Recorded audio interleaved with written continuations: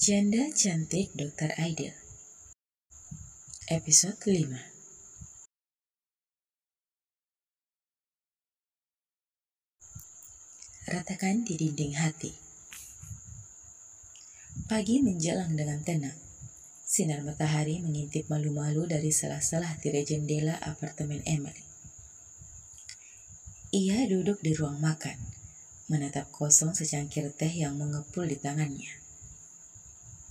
Meja kerjanya di sudut ruangan sudah tertata rapi, menunggu untuk disentuh. Namun, pikirannya justru melayang jauh. Kata-kata Aidil beberapa hari yang lalu masih terngiang. Saya ingin mengenal Anda lebih baik, tanpa tekanan apapun. Saya hanya ingin ada di sini untuk Anda. Kalimat itu sederhana, tapi bagi Emily, itu cukup untuk memunculkan getaran kecil yang tak ia sangka akan kembali ia rasakan. Setelah apa yang terjadi dengan Alex dan sahabatnya, pengkhianatan yang mengguncang fondasi hidupnya, Emily berjanji tidak akan lagi membuka ruang dalam hatinya untuk seseorang pria. Namun Aidil datang seperti angin musim semi setelah badai panjang. Tidak memaksa, tidak menekan, hanya hadir, pelan-pelan. Suara tawa kecil membuatnya menoleh. Ella duduk di lantai, dikelilingi pensil warna dan kertas gambar. Dengan serius, bocah itu menggambar sesuatu yang tampak seperti seorang perempuan dengan gaun biru dan seorang pria berjas putih. Ella, gambar siapa itu? Tanya Emily sambil tersenyum. Ini Mama dan Dr. Aidil. Sahut Ella bangga. Mama cantik, Dr. Aidil juga baik banget. Ella suka kalau Mama senyum waktu ngomongin dia. Emily terdiam. Anak kecil memang punya cara ajaib melihat dunia. Tak ada beban masa lalu, tak ada bayangan trauma, hanya perasaan jujur dan harapan sederhana. Hari itu Emily berusaha menenggelamkan diri dalam pekerjaan. Dia sedang merancang ruang tamu untuk klien barunya. Seorang janda muda dengan 2 anak yang ingin rumahnya terasa lebih hidup. Kata-kata itu terasa familiar. Namun, sekeras apapun ia mencoba fokus. Notifikasi di ponselnya terus menarik perhatian. Akhirnya, saat jeda makan siang, ia membuka pesan dari Aidil. Aidil, selamat pagi Emily. Saya dan tim akan ada kegiatan sosial akhir pekan ini di taman kota. Kami mengundang anak-anak untuk bermain sambil belajar tentang kesehatan otak. Saya pikir Ella akan senang. Kamu kalau tidak sibuk mau ikut? Emily membaca pesan itu berkali-kali. Tidak ada tekanan, tidak ada gombalan, hanya ajakan ringan, penuh pertimbangan. Ia hendak mengetik balasan, namun jari-jarinya ragu. Apakah ini langkah yang tepat?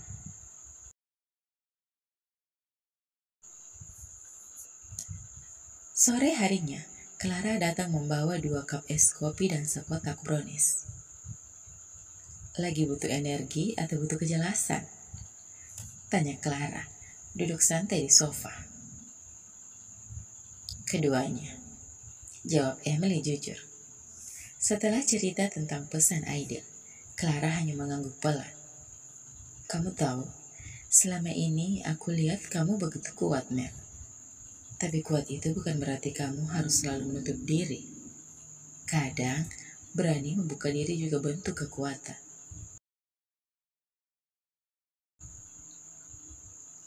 Kalau aku salah lagi, suara Emily nyaris seperti bisikan. Clara menatap sahabatnya dalam-dalam. Kalau kamu salah, kamu sudah lebih siap dari sebelumnya.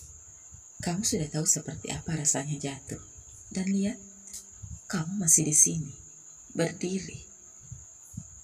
Emily tersenyum kecil. Aku takut Ella berharap terlalu banyak. Dia cepat dekat dengan Aidil. Anak kecil bisa membedakan mana yang tulus, Mel. Mungkin kamu juga perlu percaya pada naluri Ella. Setelah keheningan sejenak, Emily mengambil ponselnya. Jemarinya mengetik perlahan. Emily, terima kasih Aidil. Aku dan Ella akan datang. Sampai jumpa di taman. Akhir pekan datang. Langit cerah, udara tidak terlalu panas. Emily dan Ella tiba di taman kota sekitar pukul 10 pagi. Di tengah taman, tenda-tenda putih sudah berdiri dengan spanduk bertuliskan Hari Kesehatan Otak Anak. Ella langsung berlari ke area permainan edukatif. Matanya berbinar melihat permainan warna-warni dan buku cerita tentang otak manusia. Aidil muncul dari alah berlawanan, mengenakan polo shirt biru dongker dengan lambang rumah sakit kecil di dadanya. Wajahnya cerah saat melihat Emily. Senang kalian datang? Sapanya, ramah. Emily mengangguk, berusaha tidak gugup. Ella yang semangat sekali, dia bahkan minta pakai baju favoritnya. Aidil tertawa. Dia anak yang luar biasa.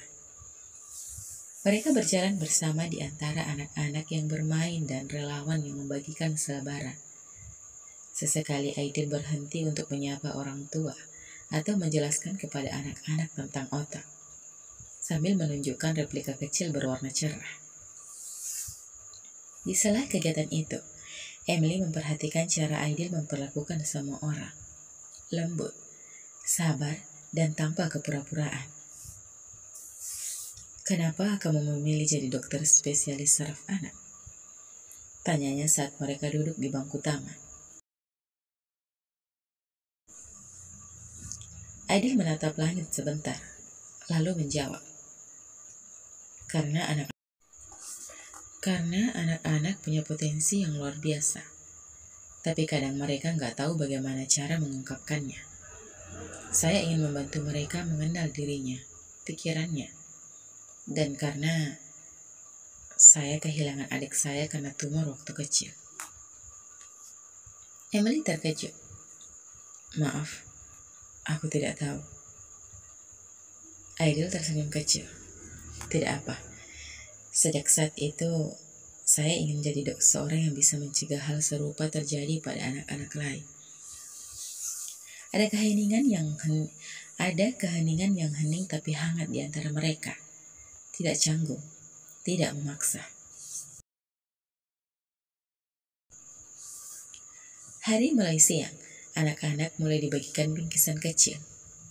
Ella datang menghampiri Emily dan Aidil, menggenggam sebuah buku kecil. Mama, Dokter Aidil bacain buku ini buat Ella ya, pintanya. Emily melirik Aidil, yang langsung mengangguk dan mengambil buku itu.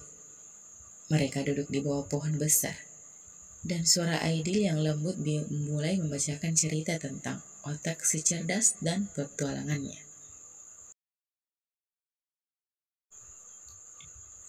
Di saat itu, Emily memandang putrinya, lalu menatap Aidil. Ada sesuatu yang bergetar pelan di hatinya. Bukan rasa cinta yang tiba-tiba menggebu, tapi sebuah retakan kecil di dinding yang telah ia bangun lama. Mungkin dinding itu tak langsung runtuh, tapi untuk pertama kalinya, Emily tidak berusaha membangunnya kembali. Bersambung, sampai jumpa di episode selanjutnya ya. Jangan lupa untuk selalu dukung channel ini dengan cara like, komen, dan subscribe, dan aktifkan lonceng notifikasinya, agar kalian tidak ketinggalan dengan video-video selanjutnya. Terima kasih, bye-bye.